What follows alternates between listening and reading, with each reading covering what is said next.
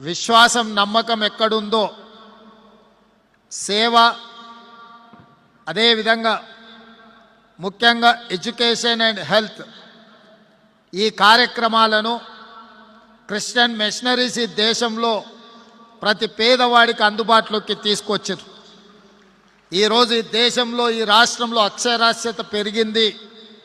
నాణ్యమైన విద్య అతి తక్కువ ఫీజులతో నామినల్ ఫీజుతోని ఈరోజు ఈ రాష్ట్రంలో విద్యను అందిస్తున్నది ఎవరు అని ఒకవేళ మనం ప్రశ్నించుకుంటే అవి క్రిస్టియన్ మిషనరీస్ అని చెప్పి నేను ముఖ్యమంత్రిగా అధికారికంగా ఈ వేదిక మీద నుంచి నేను చెప్పదలుచుకున్నా. విద్య వ్యాపారమైన సందర్భంలో విద్య ముసుగులో కోట్ల వాళ్ళలో ఒక విజ్ఞానాన్ని కలిగించి సమాజంలో మంచి, అదేవిధంగా